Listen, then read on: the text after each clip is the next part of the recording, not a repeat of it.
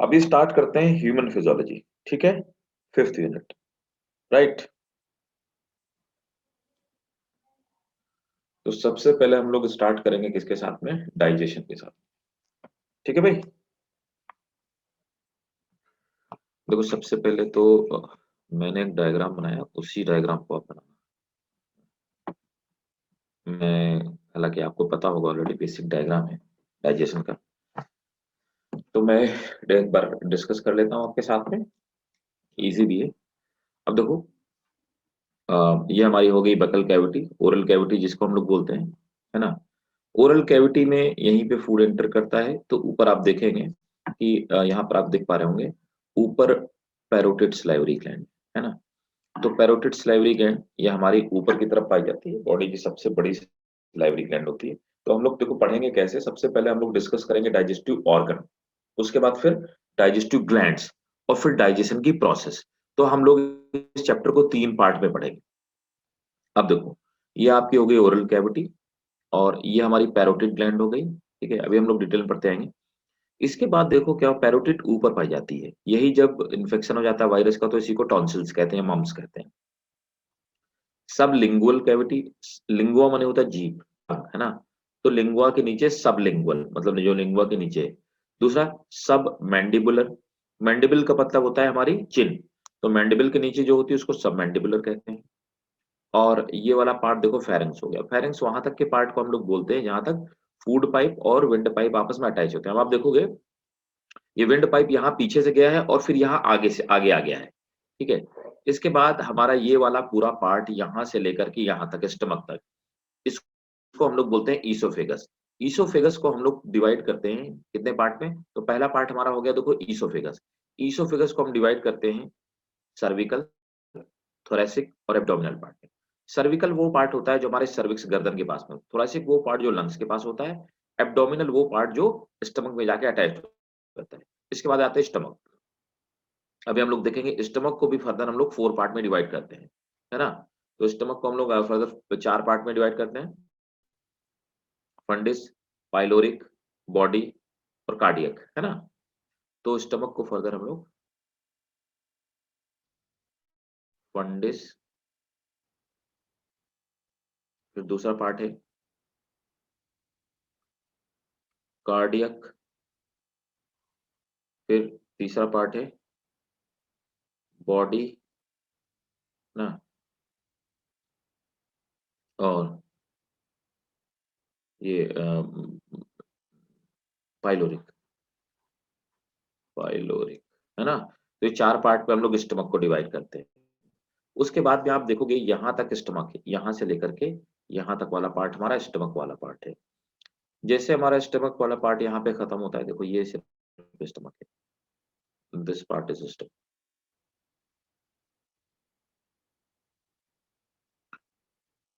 है ना। अब स्टमक वाले पार्ट के बाद यहाँ पर आकर के हमारी हिपैटोपैंक्रेटिक एम्पुला खुलती है जाकर के, इसमें ऊपर लिवर और इसमें पैंक्रियास। तो लिवर और पैंक्रियास ये दोनों ही हमारे जो ये बाइल, सॉरी, बाइल और दूसरे जो जूसेस, पैंक्रेटिक जूस जो पोर करते हैं, ये हमारे जूस को पोर करते हैं स्मॉल इंटेस्टाइन में। ये हमारी पूरी स्मॉल इंटेस्टाइन है। यहाँ से लेकर के ये फिर नीचे की तरफ आ गई है।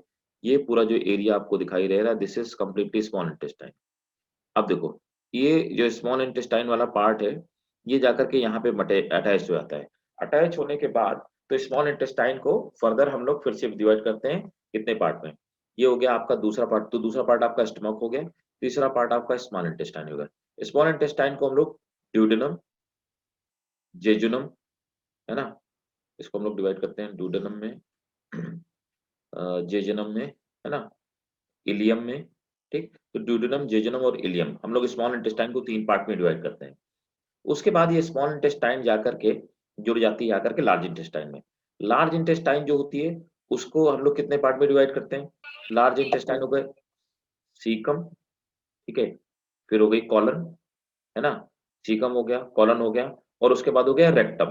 तो सीकम, कॉलन और रेक्टम में हम लोग डिवाइड करते हैं लार्ज इंटेस्टाइन को। सीकम वो पाउच होता है जिस पाउच में बैक्टीरिया भरे हुए होते हैं ना। सीकम वो पाउच होता है जिसमें बैक्टीरिया यहाँ पे भरे हुए होते हैं, ठीक? बैक्टीरिया ढेर सारे यहाँ पे भरे हुए हैं और इसको असेंडिंग कॉलन, ट्रांसवर्स कॉलन और डिसेंडिंग कॉलन में कन्वर्ट कर 3 पार्ट में हम लोग डिवाइड करते हैं कॉलन को, ठीक है? फाइनली आकर के रेक्टम बहुत छोटा-सा पार्ट होता है, एनाल पोर में ओपन होता है और यहाँ से डेफिकेशन होता है, ठीक है? अब देखो इसमें क्या है कि कई बारी आप देखोगे क्वेश्चन में सीक्वेंस पूछा गया है ना? कि पहले कौन सा आता है पार्ट फिर कौन सा आता है, तो आपके डाइजेस्टिव सिस्टम में जो सीक्वेंस इसको आपको याद रखना है, ठीक है? अब देखो, अब आप समझते जाएंगे एक तरफ से ना, मैं डायग्राम हटा रहा हूँ, होप सबका हो गया होगा। अब देखिए यहाँ पर इन जनरल पहले पुरानी एनसीईआरटीज में ऐसा दिया हुआ था कि हमारे जो टंग का पार्ट होता है तो different different part different different taste को रिसीव करता है और ऐसा माना जाता था कि डिफरेंट डिफरेंट टेस्ट को हर डिफरेंट टेस्ट को रिसीव करने के लिए हमारे टंग के डिफरेंट डिफरेंट पार्ट में सेपरेट टेस्ट बड्स होती हैं, लेकिन ऐसा नहीं है। पहले ये माना जाता था कि ये वाला जो पार्ट हमारे टंग का होता है ये बिटर टेस्ट को फील करता है, ये जो सेंट्रल पार्ट होता है पीछे की तरफ ये सॉर के लिए, और ये वाला पार्ट जो साइड वाला पार्ट होता है this is for salty and this is for sweet. लेकिन अब ऐसा माना जाता है कि हमारे जितने सारे सभी तो नोट कर लेंगे, but as per the recent discoveries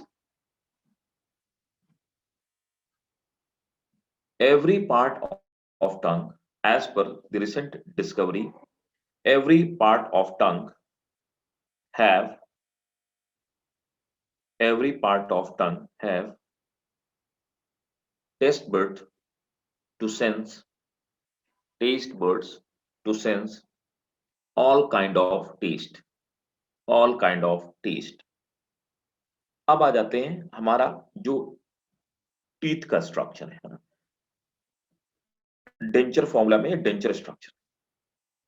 तो ह्यूमन का जो डेंटल फॉर्मूला या डेंटल स्ट्रक्चर होता है, dental formula and dental structure दोनों को हम लोग एक साथ पढ़ते हैं।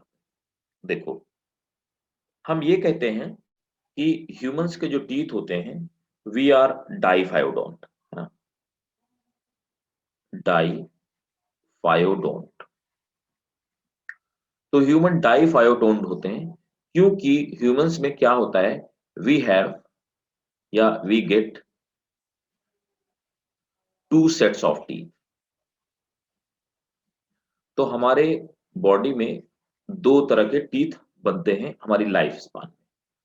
पहले कौन होते हैं, पहले वो टीथ होते हैं जो मिल्क टीथ होते हैं। मिल्क टीथ पैदा होने के तुरंत बाद आते हैं, थोड़े समय बाद गिर जाते हैं। इनके नंबर्स होते हैं 20। इसके बाद फिर दूसरे टीथ हमारी लाइफ में आते हैं, इनके गिरने के बाद जो दूसरे टीथ आते हैं उनको हम लोग बोलते हैं मिल्क टीथ को ही हम लोग बोलते हैं, मिल्क टीथ को डेसिडुअस टीथ भी बोलते हैं, ये याद रखें, डेसिडुअस। दूसरे आते हैं परमानेंट टीथ। परमानेंट जो टीथ होते हैं ये ह्यूमंस में 32 होते हैं। तो कुल मिलाकर के 20 टीथ ऐसे होते हैं जो हमारी लाइफ में 2 बार आते हैं, ठीक है? कई बार क्वेश्चन इस तरह से घुमा के पूछा जाता है। अब यहाँ पे जो हमारे एक टीथ का स्ट्रक्चर होता है पहले हम देख लेते हैं, जो हमारा सिंगल टीथ है उसका स्ट्रक्चर कैसा होता है ना? तो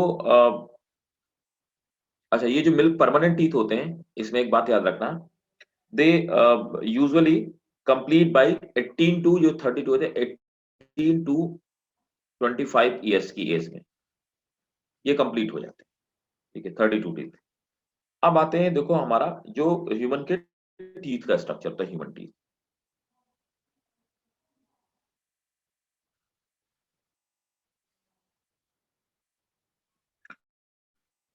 अब ह्यूमन टीथ जो होता है हमारा,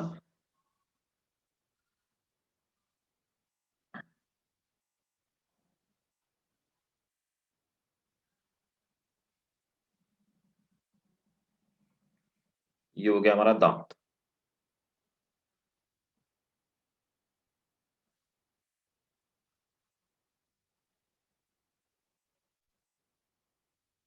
हमारे टीथ के ऊपर एक और लेयर चढ़ी हुई होती है, इस तरह से। तो हमारे टीथ के ऊपर ये जो लेयर चढ़ी होती है, इस लेयर को हम लोग बोलते हैं भाई साहब इनेमल।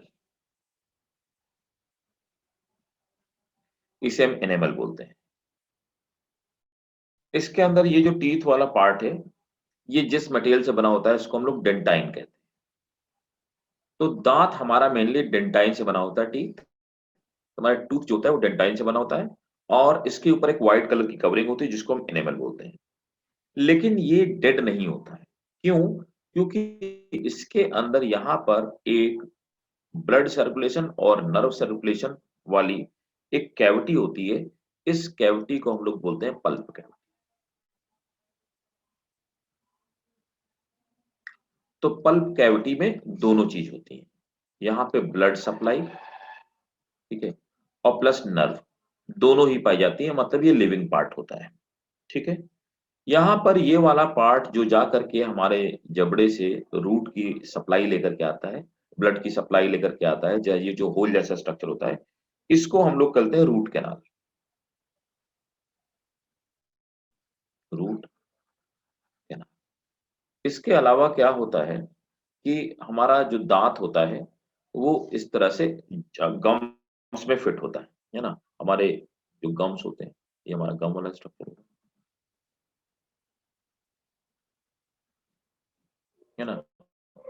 ये हमारे गम हो गए। हमारे जो गम्स होते हैं, और ये हमारा गम वाला स्ट्रक्चर हो गया। हमारे गम्स और टीथ के बीच में एक मटेरियल पाया जाता है जिसको हम सीमेंट कहते हैं।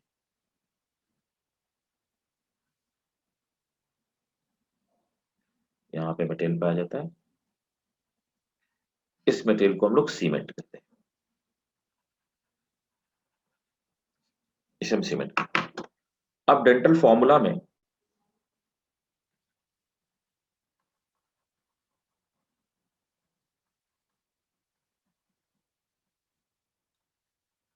लोग बात करते हैं एडल्ट की। तो जो हमारे परमानेंट टीथ होते हैं, मतलब एडल्ट में परमानेंट टीथ पाए जाते हैं। तो परमानेंट टीथ के लिए जो हमारा डेंटल फॉर्मूला होता है, दैट विल बी 2123 अपॉन 2123। अब ये कैसे होता है देखो, हमारे जबड़े में ये जो हमारा जॉ होता है, इसमें एक्चुअल 8 दांत पाए जाते हैं, और उन 8 दांतों के 4 सेट पाए जाते हैं, ठीक है ना। तो 8 टीथ पाते हैं, 8 इधर पाए जाएंगे, 8 इधर पाए जाएंगे, 8 इसके ऊपर और 8 इसके ऊपर, ठीक है। यहाँ पर सबसे आगे वाले जो हमारे टीथ होते हैं, सबसे जो फ्रंट टीथ होते हैं, वो बाहर की तरफ इस तरह के होते हैं, और इन दो टीथ को हम लोग बोलते हैं। तो ये दो हमारी बॉडी में पाए जाते हैं इंसीजर।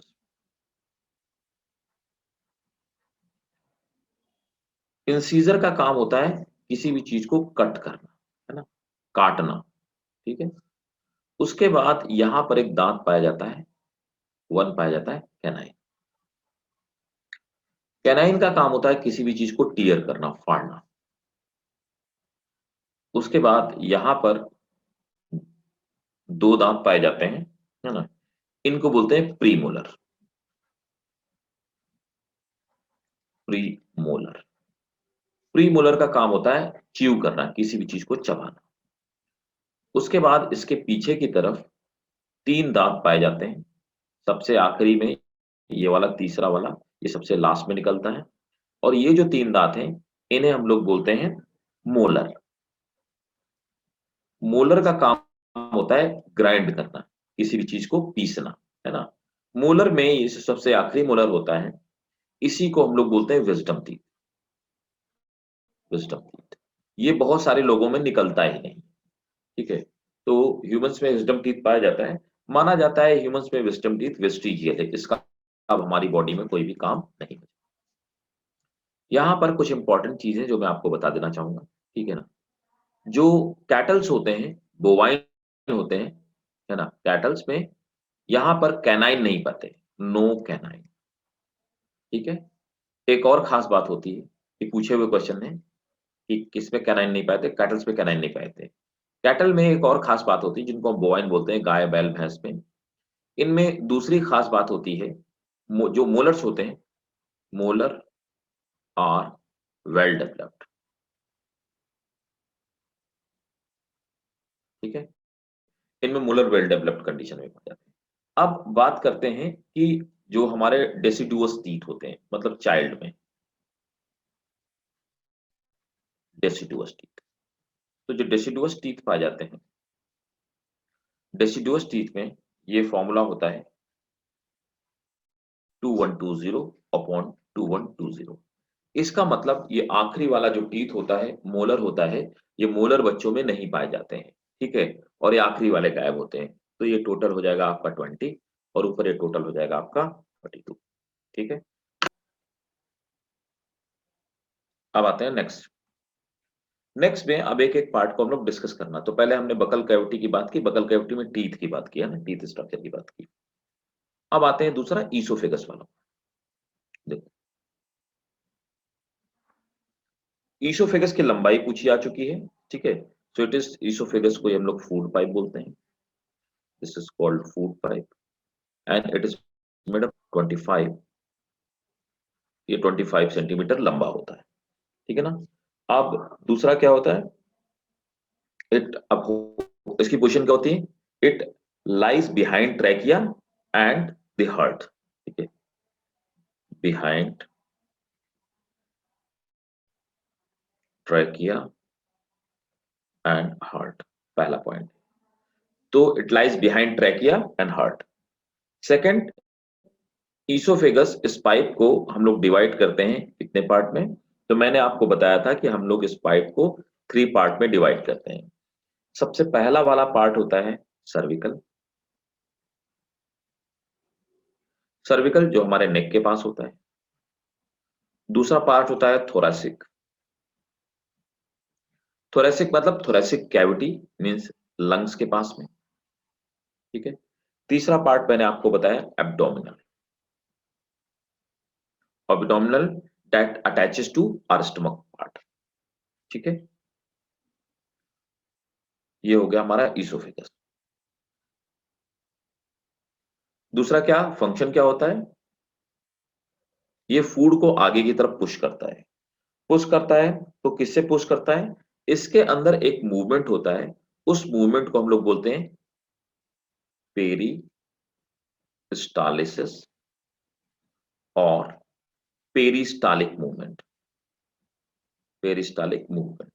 तो ईसोफेगस में oesophagus have a movement which is called peristalsis और पेरिस्टालिक मूवमेंट। होता क्या है, पेरिस्टालिक मूवमेंट में जो फूड पाइप की मसल्स होती हैं, वो कॉन्ट्रैक्शन और रिलैक्सेशन होता मसल्स का, तो contraction and relaxation of muscle, relaxation of muscle. तो कॉन्ट्रैक्शन और रिलैक्सेशन मसल से हम फूड आगे की तरफ पुश होता है, ठीक है। फंक्शन क्या होता है, दे पुश फूड फॉरवर्ड। तो इनका काम होता है फूड को आगे की तरफ पुश करना, और इस मूवमेंट को हम लोग पेरिस्टालिक मूवमेंट कहते हैं। नेक्स्ट आ जाता है स्टमक। अब देखो स्टमक कैसा होता है, तो स्टमक हमारा इस तरह से होता है।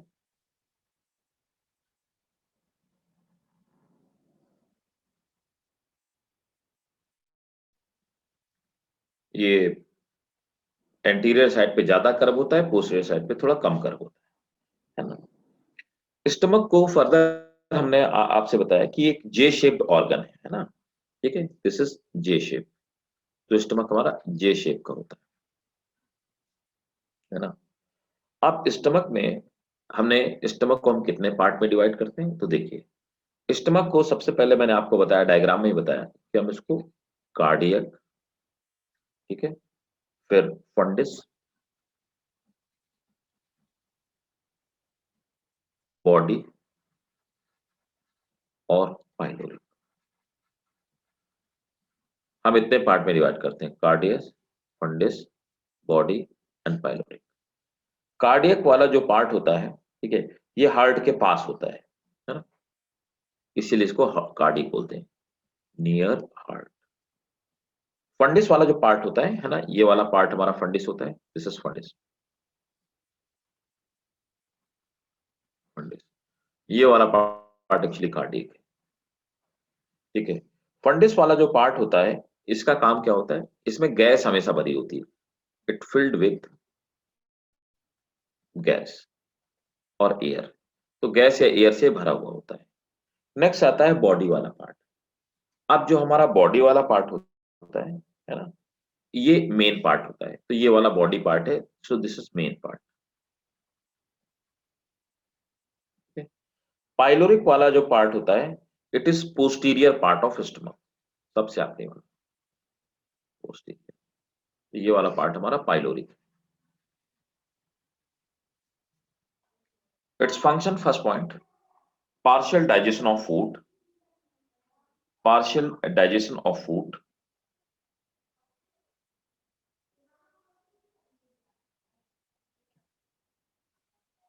तो सबसे पहला काम होता है पार्शियल डाइजेशन ऑफ फूड। दूसरा क्या काम होता है, इट सीक्रेट प्रो एंजाइम, तो ये कुछ प्रो एंजाइम सीक्रेट करता है। प्रो एंजाइम क्या होते हैं, दे आर इनएक्टिव एंजाइम, मतलब वो एक्टिव कंडीशन में नहीं होते, inactive, right. Pepsinogen and prorenin,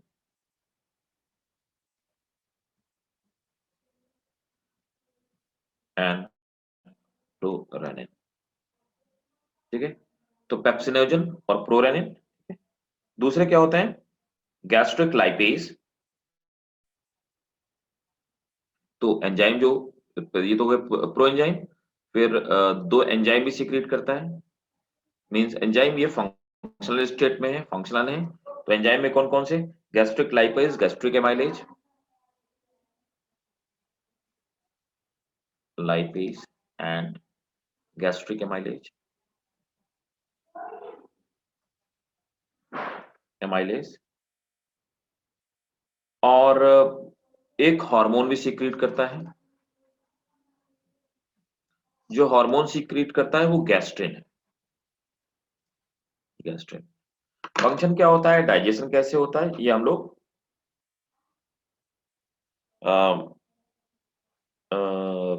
discuss करेंगे अभी आगे वाले पार्ट में, है ना। और गैस्ट्रिन का जो फंक्शन होता है, वैसे तो स्टिम्युलेट, यहाँ पे नोट कर लो क्योंकि ये हार्मोन है, हार्मोन का फंक्शन नहीं डिस्कस करेंगे, ठीक है। It stimulate secretion of HCl, secretion of HCl by किस पार्ट से भी, पाइलोरिक पार्ट।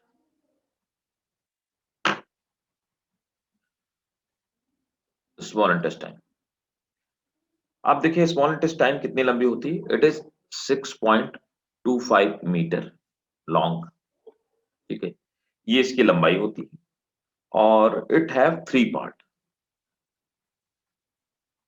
इसको हम 3 पार्ट में डिवाइड करते हैं। सबसे पहला वाला जो पार्ट होता है, उसे हम लोग बोलते हैं ड्यूडेनम,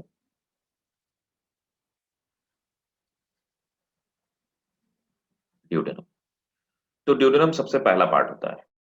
ड्यूडेनम जो होता है ये 25 सेंटीमीटर लॉन्ग होता है, ठीक है।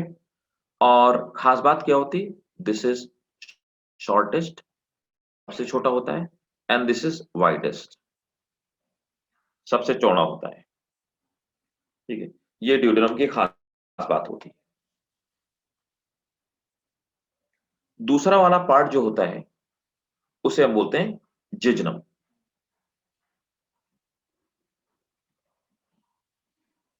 जेजनम जो होता है, ये 2.5 मीटर लॉन्ग होता है,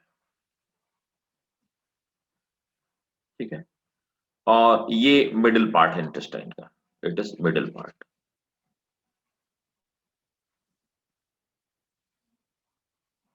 इलियम,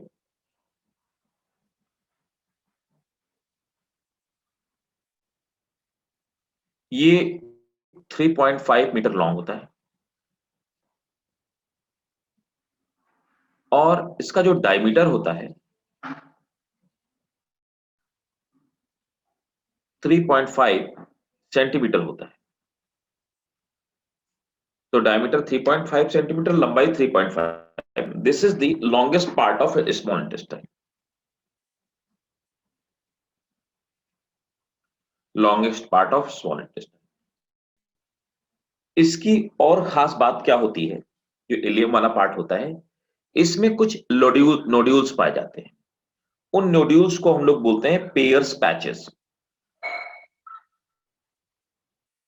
पेयर्स पैचेस। तो पेयर्स होते हैं, ये छोटी छोटी गांठ जैसे स्ट्रक्चर होते हैं, ठीक है। Peyer's patches, they are small lymph nodule, ठीक है। तो ये छोटे छोटे लिम्फ नोड्यूल्स पाए जाते हैं। इनका फंक्शन क्या होता है? इनका फंक्शन होता है, दे प्रोड्यूस लिम्फोसाइट्स, मतलब WBC, प्रोड्यूस लिम्फोसाइट, ठीक है। तो ये WBC प्रोड्यूस करने का काम करते हैं। देखो ये ऐसा होता है, जैसे मान लो ये हमारा इलियम वाला पार्ट है, तो ये तो इस इंटेस्टाइन के अंदर नहीं होगा, तो ये इलियम वाला पार्ट है। अब ये इंटेस्टाइन के बीच में जो स्पेस पड़ा हुआ है, ये स्पेस है। इस स्पेस में, है ना, ये जो पूरा स्पेस पड़ा हुआ है, इस स्पेस में बीच बीच में इस तरह से गांठें पाई जाती हैं, जिनको कि हम लोग बोलते हैं क्या, पेयर्स पैचेस। और ये पेयर्स पैचेस लिम्फ नोड्यूल्स हैं, और ये क्या करती हैं, ये इनका फंक्शन होता है प्रोडक्शन ऑफ द लिम्फ। दूसरी खास बात क्या होती है, दे हैव विलाई, है ना। तो विलाई क्या होती है? Villi inside. तो इन्हीं आंतों के अंदर विलाई होती हैं। अब देखो आपको पता है कि अगर हम इसके इंटरनल बात करें, तो इसमें इंटरनल जो स्ट्रक्चर होता है, उसमें कुछ फिंगर लाइक प्रोजेक्शंस पाए जाते हैं, और इन फिंगर लाइक प्रोजेक्शंस को हम लोग विलाई कहते हैं। तो इस तरह से अंदर की तरफ फिंगर लाइक प्रोजेक्शंस पाए जाते हैं, और आप इन प्रोजेक्शंस को विलाई कहते हैं। सो दे आर कॉल्ड विलाई, ठीक है। सो विलाई अंदर पाए जाते हैं। विलाई का काम क्या होता है? They are finger like, fold, and they increase area for absorption of food, absorption of food। ये एरिया बढ़ा देती है, फूड के एब्जॉर्प्शन के लिए एरिया को इंक्रीज कर देती है, बढ़ा देती है।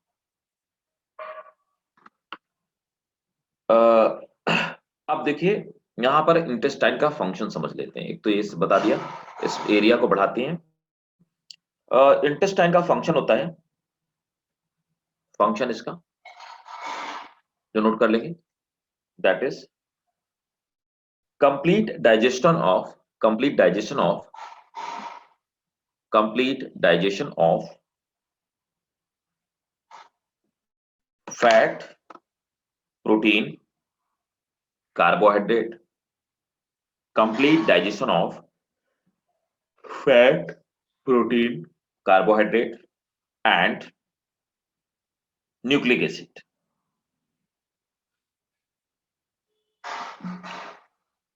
Next point, it absorb nutrient into blood and lymph।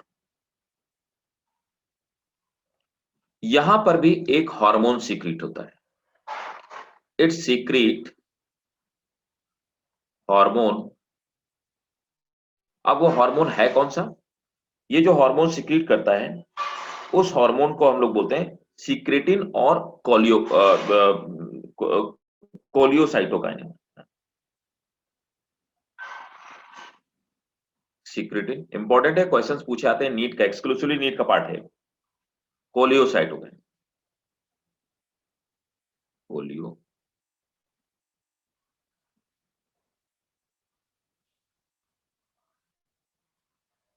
Cytokinin. अब देखो कोलियोसाइटोकाइनिन और सीक्रेटिन का फंक्शन क्या होता है। सीक्रेटिन क्या करता है? It regulate pancreas and liver secretion. इसका काम क्या होता है? Regulate pancreas and liver secretion. मतलब पैंक्रियाज और लिवर से कितना एंजाइम सीक्रेट होना है, कैसा एंजाइम सीक्रेट होना है, कब सीक्रेट, ये सब काम इसी का होता है, ठीक है ना। और ये काम करने का सिक्रेटिंग का काम करता है। अब कोलियोसाइटिन का क्या काम होता है, it stimulate delivery of hormone from gall bladder and pancreas.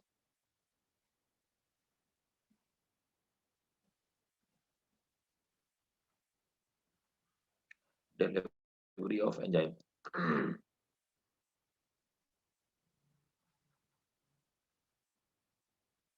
From gall bladder and pancreas, ये इसका काम होता है कोलियोसाइटिन और इसका।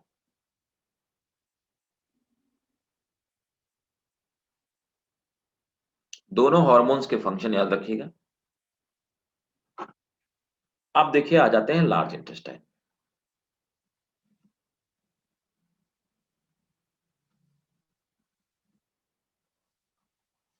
Large intestine,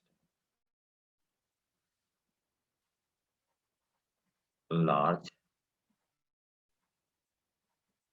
intestine. अब देखो जो लार्ज इंटेस्टाइन होती है, लार्ज इंटेस्टाइन डाइजेशन में काम नहीं करती।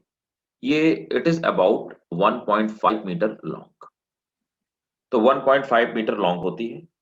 अब इसको भी हम 3 पार्ट में डिवाइड करते हैं, है ना। So we divide into 3 part.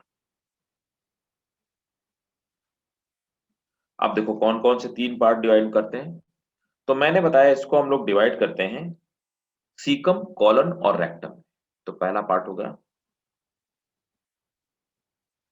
Caecum, second part हो गया कॉलन एंड थर्ड पार्ट हो गया रेक्टम। पार्ट आ जाते हैं सीकम। अब देखो सीकम और इसी में पाया जाता है, इसी पार्ट से हमारा अटैच होता है एंड वर्मीफॉर्म अपेंडिक्स, जिसको हम अपेंडिक्स भी बोलते हैं, वर्मीफॉर्म अपेंडिक्स। तो हमने डायग्राम में देखा हुआ था कि जहां से हमारी स्मॉल इंटेस्टाइन खत्म होती है वहां पे एक पाउच लाइक स्ट्रक्चर है। इस तरह का जो पाउच लाइक स्ट्रक्चर है वो सीकम है और उसके अटैच यहाँ पे वर्मीफॉर्म अपेंडिक्स यहाँ पे अटैच। अब देखो जो सीकम ये माना जाता है, ये वर्मीफॉर्म जो अपेंडिक्स है, ये अपेंडिक्स है। अपेंडिक्स का हमारी बॉडी में कोई फंक्शन नहीं बचा है, इसीलिए हम लोग ये कहते हैं वेस्टिजियल ऑर्गन। वेस्टिजियल ऑर्गन हमें पता है कि वेस्टिजियल ऑर्गन वो ऑर्गन होते हैं, they are not functional in our body, not functional in human, ठीक है। They use to be functional, use to be functional in ancestors, हमारे पूर्वजों में ये फंक्शनल रहे होंगे। क्या काम करते रहे होंगे, माइट बी, क्या काम करते रहोगे भाई, माइट बी डाइजेस्टिंग सेलुलोज। तो ऐसा माना जाता है कि हमारे जो पूर्वज थे, एंसेस्टर थे, वो घास फूस खाते रहे होंगे जब, तो उनमें सेलुलोज डाइजेशन का काम करते रहे होंगे, है ना। और ये 6 सेंटीमीटर लंबा होता है, इट इज 6 सेंटीमीटर लॉन्ग, है ना, 6 सेंटीमीटर। और इसमें जब इन्फेक्शन हो जाता है, तो बैक्टीरिया का इन्फेक्शन हो जाता है, तो बैक्टीरियल इन्फेक्शन से स्वेल करने लगती है, सूजने लगती है, इसका साइज बढ़ने लगता है। फिर एक ही तरीका होता है, इसको काट के निकालना पड़ता है क्योंकि हमारी बॉडी में नॉन फंक्शन। तो इसमें इन्फेक्शन जो है ना, इसका सूज जाना, उस डिजीज को हम लोग क्या बताते हैं, अपेंडिसाइटिस। अपेंडिसाइटिस, उस डिजीज को हम लोग, तो हमें अपेंडिसाइटिस डिजीज हुआ, ठीक है। और ये हार्बीवोर्स में वेल डेवलप्ड होता है, ये भी बात बता दूं, वेल डेवलप्ड इन हार्बीवोर्स। तो ये हार्बीवोर्स में वेल डेवलप्ड होता है। अब आ जाते हैं नेक्स्ट कॉलोन वाले पार्ट में ना। अच्छा एक चीज और बता दूं, कॉलोन में यहाँ पे सीकम में इट हैव सिम्बायोटिक बैक्टीरिया, इसमें सिम्बायोटिक बैक्टीरिया पाए जाते हैं। दे हेल्प इन डाइजेशन, ठीक है। ये हमारे फूड के डाइजेशन में हमें हेल्प करते हैं, ये इनका काम होता है।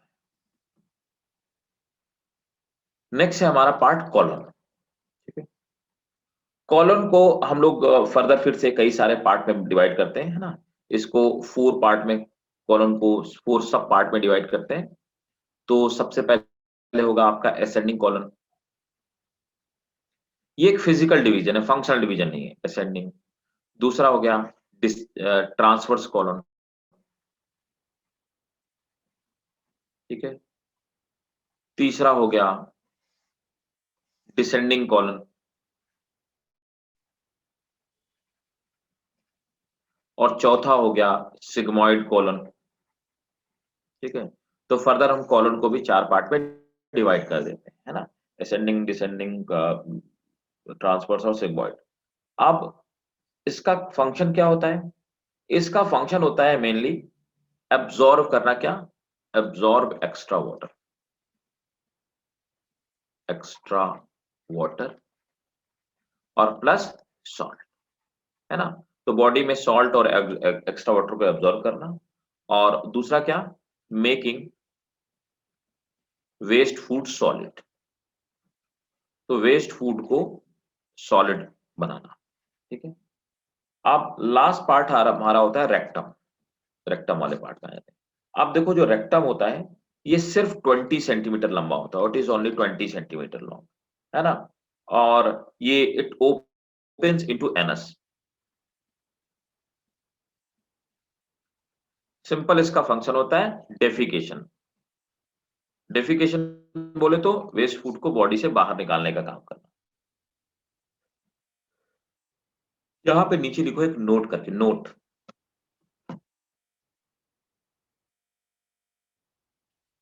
The large intestine, the large intestine also help in the large intestine also help in moderate synthesis of moderate synthesis of K and vitamin B complex, vitamin K and vitamin B complex। अब देखिए, आप देखेंगे कि next हमारा जो part होता है ना। तो इसमें एक चीज और है, हाँ एक चीज और अब बताना भूल गया। गट का डायग्राम मैं आपको दिखा देता हूँ, गट का डायग्राम। ये हमारे गट का डायग्राम है, ये आपको याद रखना पड़ेगा क्योंकि कई बार क्वेश्चन इससे भी आ जाते हैं। ये डायग्राम आप ड्रॉ कर लीजिए, इनफैक्ट मैं आपको ये बोलूंगा, है ना। थोड़ा समय जरूर लगेगा, लेकिन आप इसको ड्रॉ ही कर लीजिए। तो आप देखोगे कि मैं आपको बताता हूँ, सबसे बाहर वाली जो हमारी कवरिंग होती है, इस कवरिंग को भाई हम लोग बोलते हैं सिरोसा, है ना। सबसे बाहर पे जो कवरिंग है, इस कवरिंग को हम लोग कहते हैं सिरोसा। सिरोसा जो होता है, इसी को हम लोग विसरल पेरिटोनियम भी बोलते हैं, विसरल पेरिटोनियम,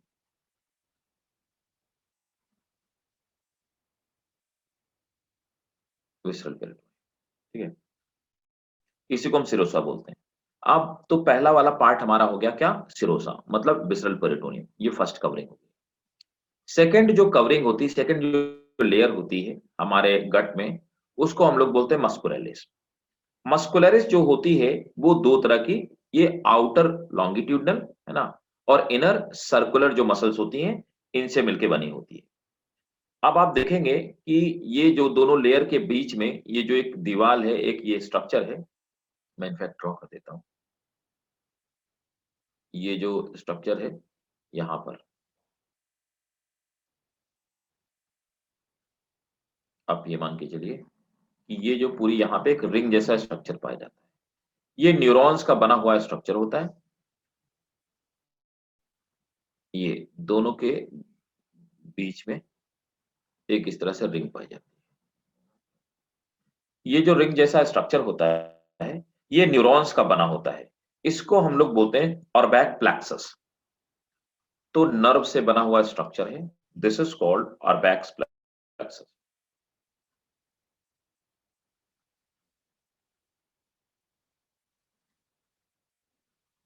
ये मसल्स नहीं, दिस इज नर्व। ठीक है, तो इसी को माइंट्रिक प्लेक्सस भी हम लोग बोलते हैं, Auerbach plexus, this is also known as myenteric plexus, myenteric plexus. इसके बाद फिर आप देखेंगे कि नीचे की तरफ सब म्यूकोसा और म्यूकोसा। तो इनफैक्ट जो थर्ड वाला पार्ट है, इस थर्ड लेयर को हम लोग म्यूकोसा बोलते हैं। तो कुल मिलाकर के 3 पार्ट होते हैं और बीच में जगह होती है जहां पे फूड और एंजाइम की रिएक्शंस होती है। ठीक है, ये सब म्यूकोसा और म्यूकोसा वाला पार्ट। ये सब म्यूकोसा और म्यूकोसा वाला जो पार्ट है, मतलब म्यूकोसा वाले पार्ट के ऊपर और सब म्यूकोसा के अंदर, यहां पर एक फिर से एक लेयर पाई जाती है, ये लेयर लाई। ये भी न्यूरॉन्स की बनी हुई लेयर होती है। ये न्यूरॉन की बनी हुई एक और लेयर पाई जाती है। ठीक है, जैसे ऊपर यहाँ पे एक लेयर थी, वैसे यहाँ पे एक लेयर पाई जाती है, इसमें बीच में नॉट नॉट ऐसे स्ट्रक्चर पाए जाते हैं। ये भी न्यूरॉन्स की बनी हुई लेयर है। और ऊपर वाले को हमने बोला, जो पहले वाला था उसको अर्बैक प्लेक्सस बोला, और ये वाला जो हमारा है, इसको हम लोग बोलते हैं मेजनर प्लेक्सस। MEISS NERS,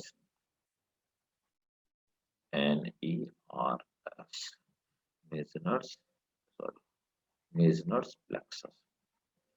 तो 2 रिंग पाई जाती हैं, अर्बैक प्लेक्सस और मेजनर्स प्लेक्सस, है ना। अब आप देखेंगे कि ये जो अर्बैक प्लेक्सस होते हैं और मेजनर प्लेक्सस, आखिर इनका फंक्शन क्या होता है। ठीक है, अर्बैक प्लेक्सस जो आपने देखा, ये वाला अर्बैक प्लेक्सस, इसका काम होता है, दे कंट्रोल पेरिस्टालिक मूवमेंट। तो पेरिस्टालिसिस कंट्रोल, तो पेरिस्टालिक जो मूवमेंट होता है उसको कंट्रोल करने का काम करते हैं अर्बैक्स प्लेक्सस, है ना। और फिर आप देखिए मेजनर प्लेक्सस जो पाए जाते हैं सब म्यूकोसा वाले पार्ट में, है ना, इनका काम होता है, ठीक, ये सीक्रेशन ऑफ इंटेस्टाइनल जूस को, they control secretion of intestinal juice. इसका मतलब जो एंजाइम सीक्रेट होते हैं वो भी हार्मोन्स और न्यूरॉन से कंट्रोल होते हैं। उनका भी कंट्रोल और कोऑर्डिनेशन, न्यूरल और केमिकल दोनों ही तरह का कंट्रोल कोऑर्डिनेशन। ठीक है, जो सिरियोसा होती है, ये 2 चीज से बन के बनी होती है। मैं जो जो इंपॉर्टेंट पॉइंट है यहीं पे नोट कर देता हूँ। स्क्वामस एपिथेलियम, स्क्वामस एपिथेलियम, और बनी होती है areolar connective tissue plus areolar connective tissue.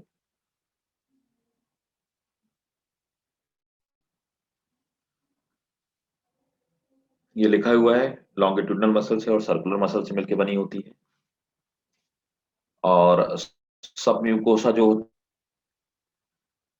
सब म्यूकोसा दिस इज, ये कनेक्टिव टिश्यू से होती है और ब्लड और लिम्फ की सप्लाई होती है। कनेक्टिव टिश्यू से बनी होती है और इसमें rich in blood and lymph supply, तो इसमें ब्लड और लिम्फ की सप्लाई खूब पाई जाती है। और जो म्यूकोसा होती है ये एपिथेलियल लेयर से बनी होती है।